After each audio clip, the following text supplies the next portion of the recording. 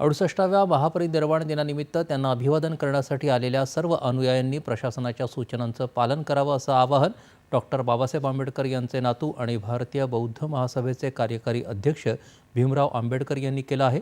तसंच भंते बी संघपाल यांनीही अनुयायांना शिस्तप्रिय वर्तनाचं आवाहन केलं आहे।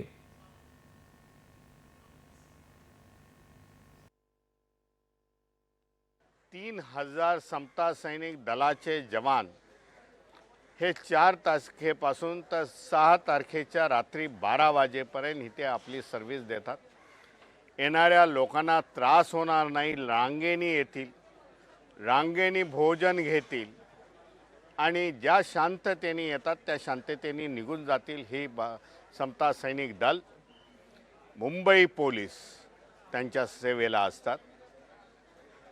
ह्या वर्षी मुंबई महापालिकेने चांगल्यापैकी व्यवस्था केलेली आहे, त्यांचा मी धन्यवाद देतो।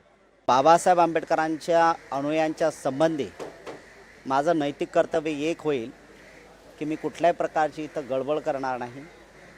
माझं नैतिक मूल्य मी जपण्याचं काम करणार आहे। आपण सगळ्या लोकांनी या बाबासाहेब आंबेडकरांना अभिवादन करण्यासाठी शांततेचं सहकार्य करणं हे तेवढंच आपलं कर्तव्य राहणार आहे। आपण परत जात असताना सुद्धा आपण तीच एक नैतिकता आणि बोधिसत्व बाबासाहेब आंबेडकरांचे वंशज म्हणून आपण जपलं पाहिजे।